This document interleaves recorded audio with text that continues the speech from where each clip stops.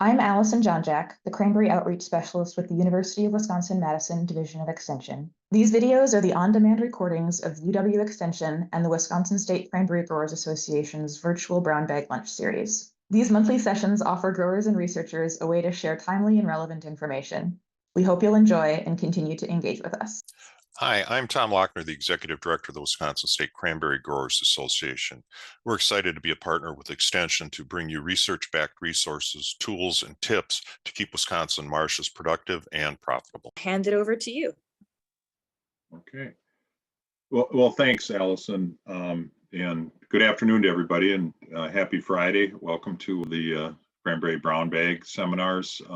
As I was putting together a newsletter this morning, I was thinking about how long it's been since we've actually met in person, and Tuesday was the first in-person event that we've had since the Wisconsin Cranberry Board met in person in Wisconsin Dells on March 17th, 2020. So it was good to see people face to face and get out, and I think most folks enjoyed it. And we are going to continue to use virtual platform because it just seems very valuable and efficient to deliver information to the grower community without requiring you to travel. And you can join us for an hour and then get about your day. So anyway, we're going to continue to do that, but we also have a live events coming up. The next big one is in August 11th at Whittlesey Cranberry for the WSCJ Summer Meeting Field Day and Trade Show, and we hope you'll all be there.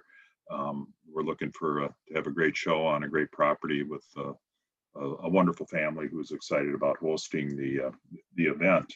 And I think also, just for members' knowledge, the WSCGA office is going to be back open and running under normal hours from 8:30 to 4:30. We're doing it now, but July 1st is the effective date that we're going to do that. Other than that, welcome you to it. Thanks to Allison and Leslie and Amaya and Pam for appearing, and everybody for helping out in putting these programs together. And with that, I'm going to turn it back over to Allison and thank her for all that she's been doing for us. Absolutely. Thank you, Tom. And I appreciate everybody's flexibility as I'm going to be doing 3 different trial applications today. So I said we'll do the brown bag from the site, so I can just jump outside, but that has had a little hiccup in the connection on the way there, but still very glad to be here. And I guess the next 2 trials I'll be putting out will be fungicide ones. So I'm glad to hear from Leslie on fruit rot. Lots of, I guess today and these couple of weeks are our go hours. So Leslie, let's hear it. Great, thank you. Let me share my screen. All right, I'll stop sharing mine.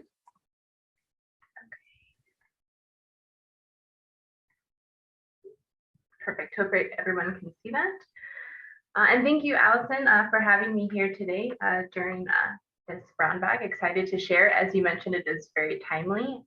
And so I just kind of wanted to talk a bit more logistics, I think, with fungicides is what we're moving into. And also I threw in weather most recently, since that seems to be a thing a lot of folks have been dealing with and trying to work around with these more recent drought conditions for a lot of growers. So with that, I will just hop right in.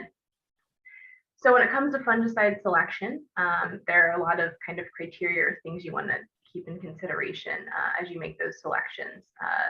The first would be efficacy data for the pathogen that you're hoping to control. And right, a lot of that data is actually accumulated from the work that Allison's going to be doing, and previously Jack Perry to that. So having that data available to you, that's oftentimes presented at Cranberry School to let you know which products are working, which products are not working, and usually what products are coming down the line. Important also are whether or not that product is registered.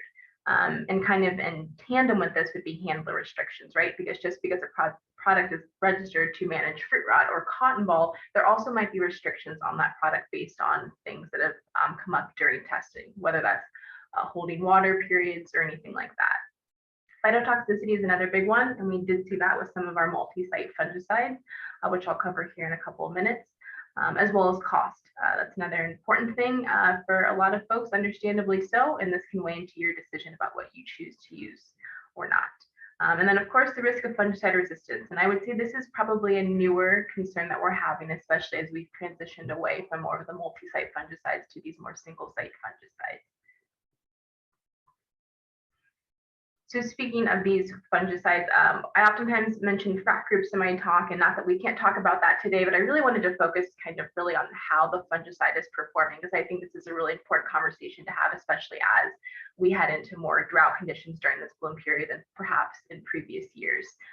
So first, protectant fungicides, and these are contact materials that remain on the plant surface that actually kill the fungus. So these are kind of a physical barrier almost, right? They're chemical, but they're on top of the surface and they're helping to kill the fungus at that contact point.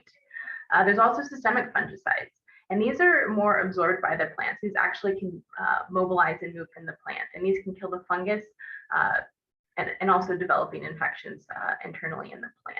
And so there's a lot of variations among systemic fungicides, so it's really important to consult someone like myself or other folks you're working with, scouts or other scientists you're working with in terms of the specifics of these. Specifically, systemic fungicides are often known for curative or kind of kickback action. And while this is possible, this is not a really recommended way to always use a lot of these fungicides. And what I mean by that is it's their ability to stop infection and prevent symptom development. But they actually don't cure symptoms that are already present, right? So if the symptom is already present, that can't be cured. And in terms of the ability of how systemic something is in the plant, that also varies, right? Some things are highly mobile throughout plant tissues, and others are more locally systemic, right? They might not move as far. But depending upon the disease that you're actually trying to manage, that might not be as important, right? If it's locally systemic and it's in the tissues you need it to be into, that's the most valuable part. There's also longer post-infection activity with systemic fungicides. And with both protectant and systemic fungicides, we see higher efficacy when they're applied before infections occur, right? We're always trying to prevent infections from happening. And as we think about the fungicides that are registered for cranberry fruit rot control, this is just an example, of course, not an exhaustive list, but just wanted to highlight kind of how we categorize these things in terms of how the fungicide is behaving, right? So I mentioned protectants. These are often be grouped as something like chlorothalonil or mancozeb. And we kind of know the risk associated with these. In fact, the use of these has declined rapidly for many reasons, phytotoxicity being one of them, but they're relatively low risk fungicides. And that is due to the fact that they are multi-site inhibitors. And then we go to our systemic fungicides, something like Indar, Proline, Abound, and the list goes on. A lot of the single site fungicides that we work with now are probably going to be systemic. And while they don't cause any phytotoxicity, which is great, their risk for resistance, fungicide resistance, is going to be a little bit higher with a lot of these products. So since we've now kind of transitioned more into using systemic fungicides to manage fruit rot, just wanted to kind of cover some things about those as they relate to cranberry. So systemic fungicides are effective after the fungus has penetrated the plant, but the duration of this efficacy can really vary upon the disease. It can vary upon the actual rate of the fungicide that you use and the particular fungicide as well. Systemic fungicides are also less susceptible to being washed off. And this makes sense based on what we talked about a couple slides ago, where I said those contact fungicides, those protectant fungicides just tend to be on the surface of the plant, where systemic is actually able to mobilize and move in the plant. So in terms of rain coming after an application, they're going to have a bit more ability to kind of stay, adhere in the plant. However, a lot of newer formulations of protectants, an example being Bravo Weather Stick, they're formulated to be stickier, right? They're formulated to adhere much better to that plant surface to prevent issues of wash off. And systemic fungicides ideally should be applied under more humid, cloudy conditions because this helps increase the absorption rate of those tissues.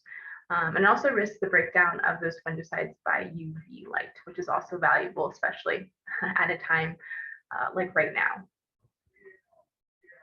So when we think about fungicide applications, we've got these different frac groups, we've got these different modes of action, we've got different behaviors of the fungicide, but right, fungicides still fail despite all of this. And so there's usually oftentimes some reasons why they fail.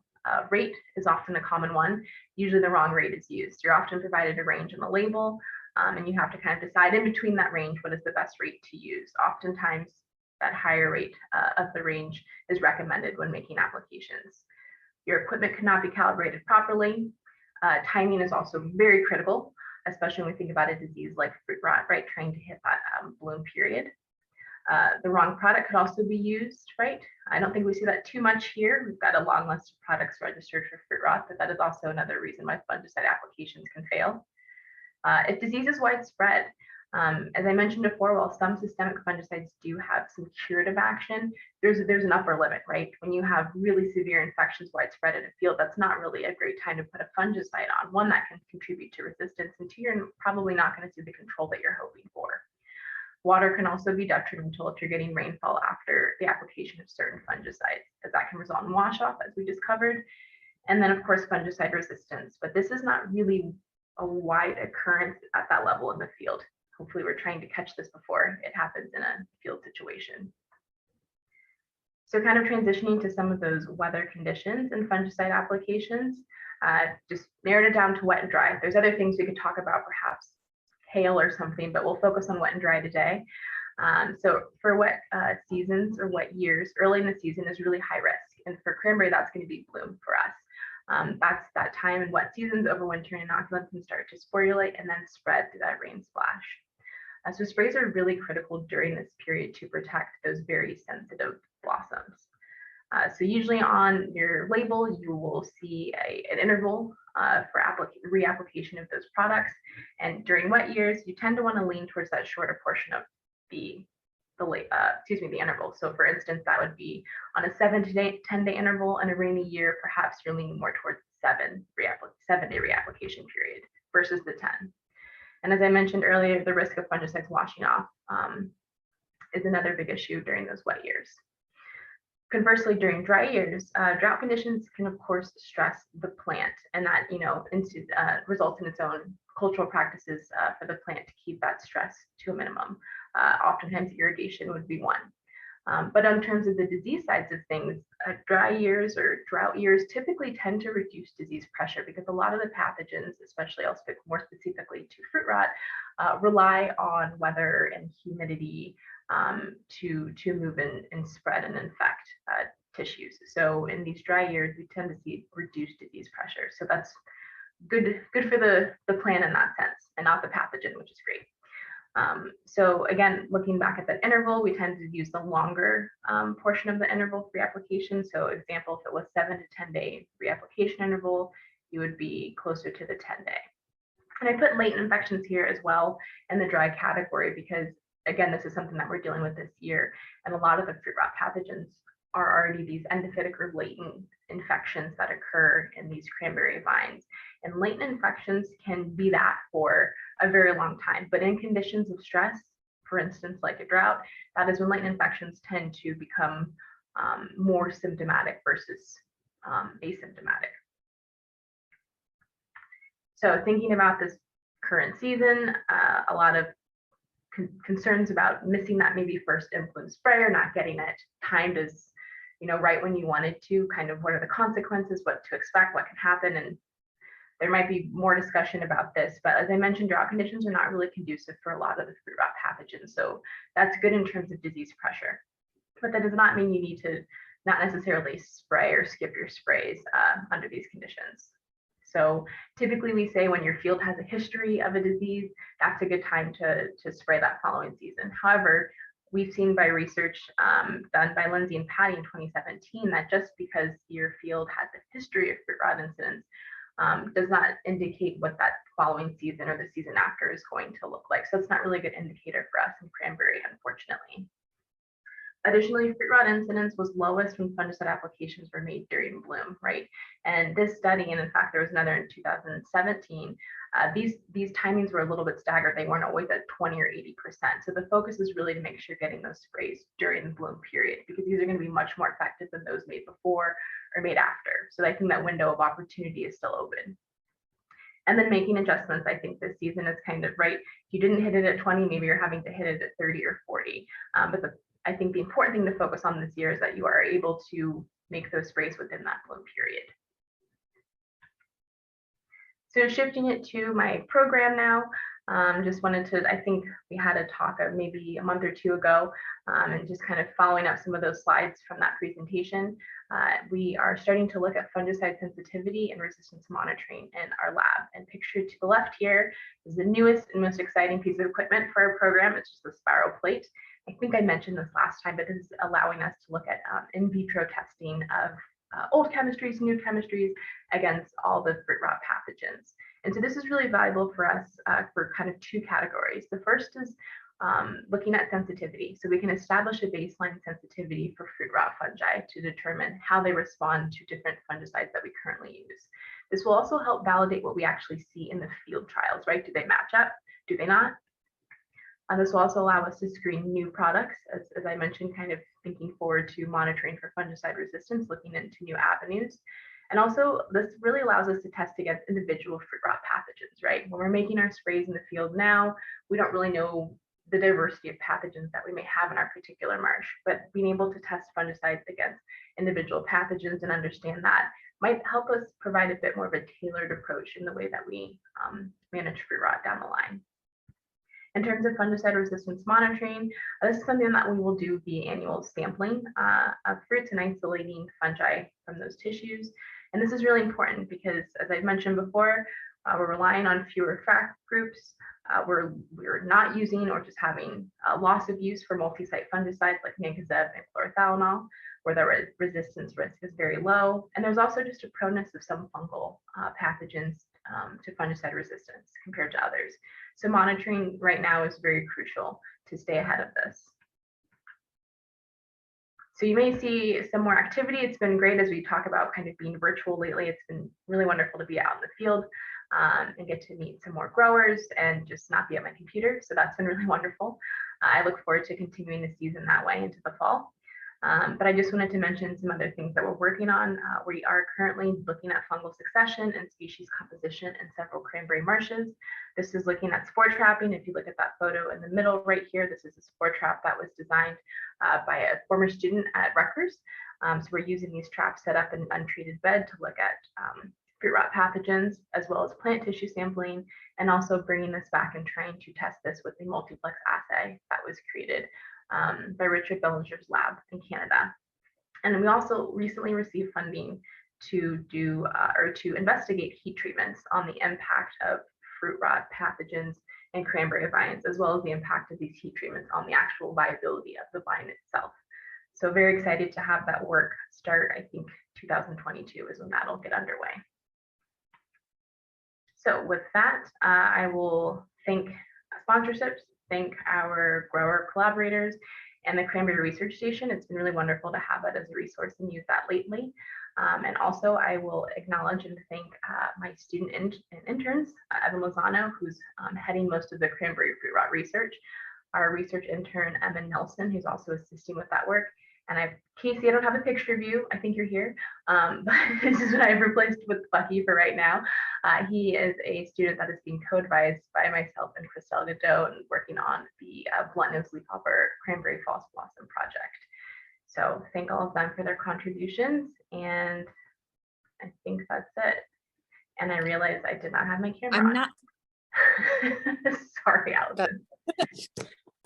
No, at least you have one. I think you're good. I'm putting mine on briefly here again, but thank you for all of that. There's a lot of really good information, that's applicable to everything that I'm doing right now, and certainly everything that our growers who are aware of disease pressure on their beds are looking at as well.